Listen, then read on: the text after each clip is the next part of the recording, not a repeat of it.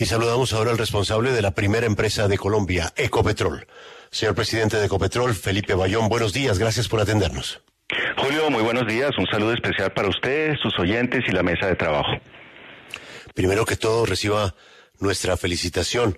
Es el reconocimiento al trabajo que usted ha hecho en Ecopetrol, a la Junta decidir continuar con sus servicios como presidente y, por supuesto, los resultados que se presentaron ayer. Antes de hablar del tema del fracking sobre el que ya Ecopetrol se ha pronunciado, quisiera preguntarle, esos resultados extraordinarios que da Ecopetrol, como el de ayer, cifras billonarias, ¿se comenzarán a reflejar afectados por las nuevas políticas energéticas del gobierno en cuánto tiempo? Pues Julio, primero decirle que es el reconocimiento a 18,000 empleados directos del Grupo Ecopetrol. Les mando a ellos un saludo especial de reconocimiento y de agradecimiento, y a más de 93,000 contratistas y aliados que hacen esto posible. Y el resultado, que obviamente viene ayudado de alguna manera por el precio del barril que hemos visto en los últimos meses, pero también por una producción de petróleo que está en niveles de prepandemia, las refinerías están funcionando bien, acabamos de poner en funcionamiento la ampliación de la refinería de Cartagena, los sistemas de transporte, las inversiones están bien. Desde el punto de vista del mediano y largo plazo, Julio, nosotros tenemos una estrategia al año 2040, y pues en términos muy generales, que busca crecer la compañía un 50% y que la mitad de la compañía en ese momento sea de negocios de negocios de bajas emisiones, lo que llamamos soluciones de bajas emisiones. Eso es gas, es hidrógeno, captura de carbono. Entonces nosotros creemos que todavía hay, digamos, un plazo importante. Nuestros proyectos los hacemos a 3, 4, 5 años y tenemos esa visibilidad al 2040. Y decirle, Julio, compartir que de hecho pues hemos hablado con el ministro Campo, con la ministra de Minas y Energía, sobre la necesidad de sentarnos. Los equipos ya lo están haciendo desde lo técnico para mirar no solo los contratos de exploración existentes, sino la posibilidad de nuevas áreas, nuevos contratos, y estamos aportando desde nuestro conocimiento. Entonces, yo creo, Julio, una Ecopetrol fortalecida es buena para los colombianos, para los 254,000 accionistas y también para poder fondear la transición energética. Bueno, pues es un mensaje entonces de tranquilidad, de que el mundo no se va a acabar pasado mañana, que hay que hacer una transición, eso no tiene discusión, no es sino mirar lo que está pasando en la COP27. Hablemos ahora del impacto del no fracking. ¿El impacto del no fracking tiene una medida? ¿Se puede decir que el renunciar al fracking afecta de alguna manera las proyecciones económicas de la empresa?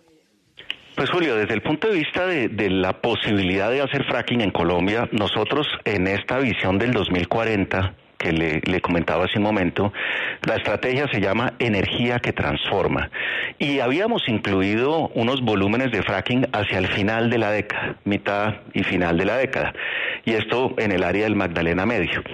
Hemos dicho también, y ya hace algunas semanas, si el gobierno y en particular el Congreso definen que no habrá fracking, pues nosotros no vamos a hacer fracking en Colombia.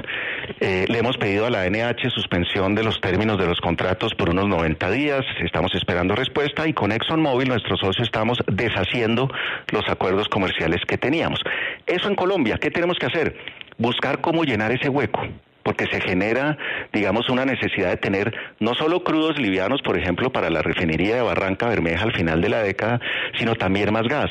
La buena noticia, este año, Julio, hicimos unos descubrimientos de gas costa afuera de clase mundial, muy importantes. Infidencia, estuve la semana pasada en Emiratos Árabes Unidos, y uno de los dirigentes de los Emiratos me decían: seguimos con mucho interés esos descubrimientos de gas costa afuera, queremos que nos mantengan al tanto de qué están viendo, qué está pasando. Entonces, tenemos que trabajar para reemplazar algunos de esos volúmenes, pero nosotros estamos viendo una Ecopetrol creciendo de lo que hoy tenemos, tercer trimestre 720,000 barriles a unos 800,000 barriles. Y por último, Julio, en el Permian en Estados Unidos hoy estamos produciendo con Occidental más de 80,000 barriles en 3 años. Tuvimos la pandemia, una época muy complicada, y ese negocio, que es el más bajo en términos de intensidad de carbono, de CO2, tiene apenas entre 8 y 9 kilogramos de CO2 por barril, ya nos ha dado $730 millones de EBITDA. O sea, es un negocio rentable y ambientalmente también, pues, muy responsable. Doctor Bayón, usted hablaba de deshacer los acuerdos con ExxonMobil para ejecutar pilotos de fracking, pero deshacer esos negocios lleva a algún riesgo de demanda por parte de esa empresa, de ExxonMobil.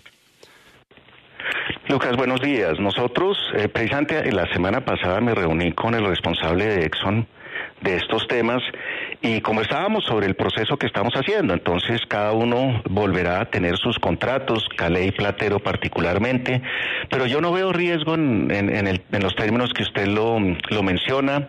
Con Exxon las conversaciones han sido, oiga, perfecto, esta es la decisión, si es una decisión de país, nosotros seremos congruentes y seremos consistentes con esas decisiones. Presidente Bayón, yo quiero que nos detengamos en no solamente lo que ya encontraron costa afuera en términos de yacimientos de gas, sino en otros proyectos que tengan de exploración. Toda vez que el gobierno nacional pues ha sido muy claro hasta el momento en que con los contratos de exploración que existen hoy, pues se va a tratar de defender la soberanía energética nacional hacia el futuro. ¿Ecopetrol cuántos tiene y sobre todo en cuánto tiempo podría definir si hay o no hay algún tipo de yacimiento importante en esos contratos de exploración futuros? Sí, pues Juan Pablo, buenos días. Lo primero que le diría es que este año tenemos 6 descubrimientos, incluyendo los que ustedes estaban mencionando. Nosotros, por ejemplo, en el Piedemonte Llanero, para que la gente entienda, Cusiana, Cupiagua, lo que es Casanare, que le da al país como el 40% del gas, hoy tenemos 6 taladros de gran capacidad, taladros grandes, que están funcionando. Hace más de 15 años no teníamos 6 taladros en esa área.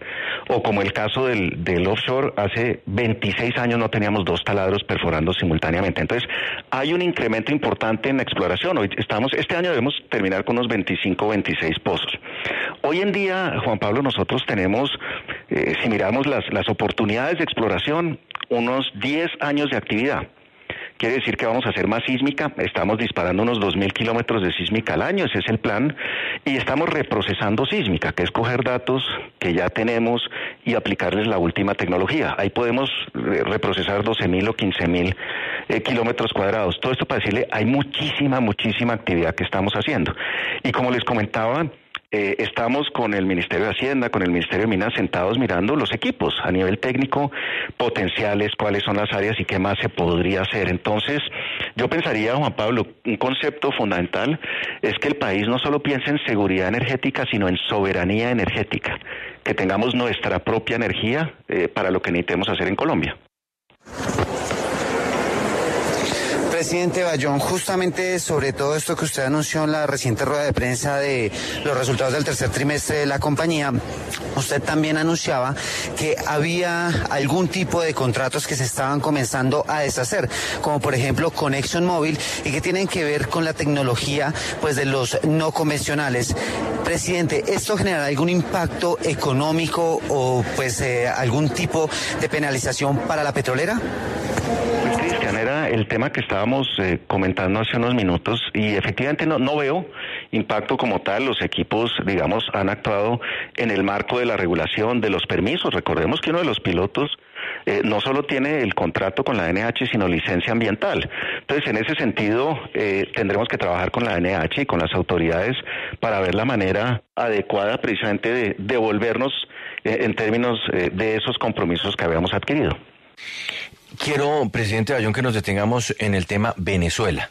Colombia, ¿ve usted que llegue a tener la necesidad de comprarle gas a Venezuela? O incluso usted ahora como presidente de Ecopetrol podría estar interesado en hacer negocios con Venezuela y decir, venga, explotemos esto en conjunto, hagamos un trabajo de prospección allá o acá de la mano de PDVSA. Pues Juan Pablo, nosotros digamos que permanentemente estamos analizando la situación no solo de Venezuela, sino de otros países potenciales donde nosotros podríamos entrar. En el caso particular del gas, Nosotros en su momento Ecopetrol y en ese momento Chevron, que ya no está en esas áreas, tuvimos un contrato con Venezuela, vendimos gas y ese gas se pagó y el contrato está liquidado. Hoy hay otro contrato entre Ecopetrol y PDVSA para eventualmente traer gas. ¿Qué veo yo? Nosotros con los descubrimientos que tenemos recientes en el Caribe, con descubrimientos que han hecho otros operadores también, nosotros recientemente cerca de Montería, hay gas suficiente en el país para que el gas, que es el combustible de la transición, nos siga acompañando por varias décadas. Eventualmente yo vería que el gas de Venezuela puede ser un gas de respaldo más adelante, pero uno diría, pues desarrollemos primero los recursos colombianos y dejemos ese gas casi como un seguro, el gas de Venezuela. Y a la otra parte de la pregunta, pues nosotros siempre miramos, oiga, hay oportunidades desde el punto de vista de nuestra actividad.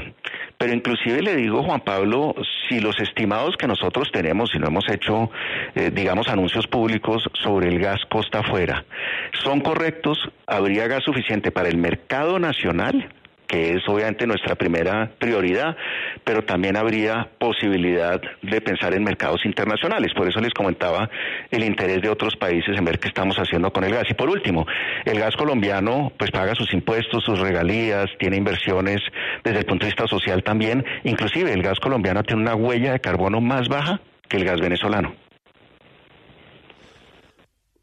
Doctor Bayón, muchas gracias por atendernos y muchos éxitos en esta nueva etapa de su vida profesional. Que continúe creciendo Ecopetrol. Un saludo a usted y a sus 18,000 colaboradores. Julio, a usted muchísimas gracias y que tengan un muy buen día. Bueno, pues ahí está el presidente de Ecopetrol, la primera empresa del país.